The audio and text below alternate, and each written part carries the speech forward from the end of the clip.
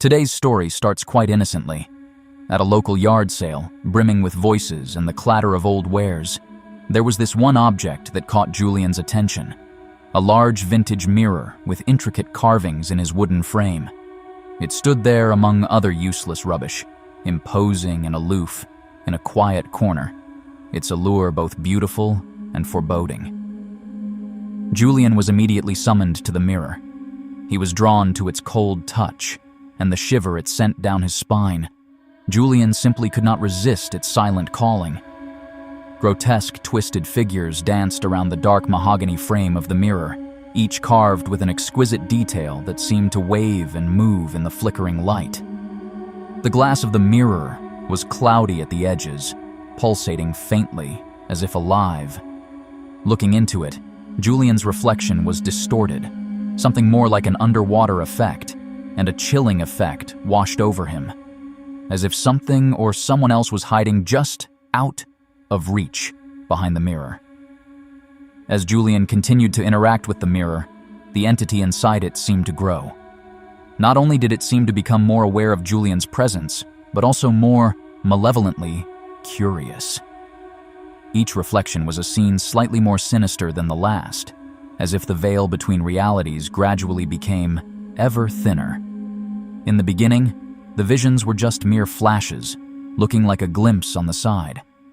A shadowy figure watching from a distance, or a twisted forest where the trees seemed to breathe, or gray skies. A tiny change in the detail of reflection.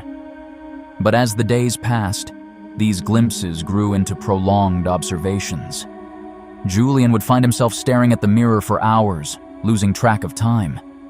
He kept seeing the entity, and it felt like it took him and drew him through the glass into its realm.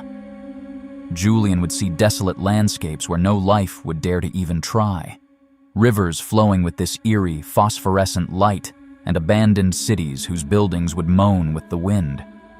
Julian kept losing hours and even days of his time, lost in the mirrored dark world.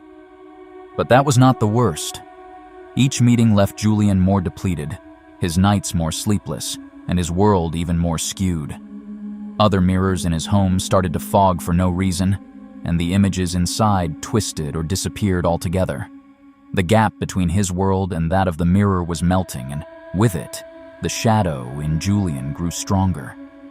Julian knew he was no longer just a voyeur, but a player in a game in the shadows of another world where the prize was his own soul. With the thing's motivations becoming clearer, so did Julian's resolve to get out of this nightmare, before he, too, became nothing more than a reflection in the black glass. As the gap between the two worlds continued to erode, Julian knew he had to take action before he was consumed by the creeping darkness. Clutching a sledgehammer in sweaty hands, he faced the mirror for the final time. The chill was biting, and the voices screamed in his head, torturing Julian in excruciating pain. In the last attempt of desperation, Julian's scream shot out as the hammer swung down. The glass crackled, and the explosion of shattered glass shot out at him, formless, with burning red eyes reflecting in pieces. But even as the glass shattered on the floor, the shadow presence dissipated, and its scream faded like a storm passing. All of a sudden, Julian was surrounded by debris. Panting, still shaking from the encounter as the grip holding his soul slowly released. Some doors, once opened, can never be closed completely. So the next time you dare to look in your mirror, watch out. Something may be looking back. With every vision, there came a dripping, slippery dread that climbed itself into Julian's mind. It was a whisper at first, a mere murmur, a whisper that grew and spread until it became a constant of whispers behind Julian's every thought. The mirror didn't need to be in direct view anymore. Just the feel, the scent of it, its whispers through the cracks in the walls. The air around him became heavy and charged with the static of the unsaid terror. Julian realized that the curse of the mirror was not only glass and frame, but the shadow too wanted to swallow his whole entire life. Yet, The most bone-chilling thing about each encounter, though, was the gaze.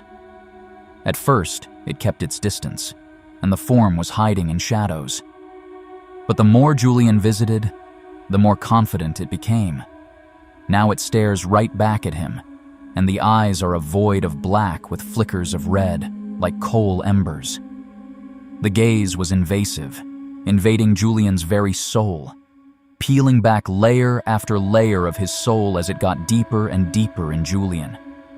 It was as though the entity was studying Julian, learning his fears and savoring his desperation. The eyes had a hunger, an insatiable hunger to break free from its prison of glass and frame and step into the world of flesh and blood.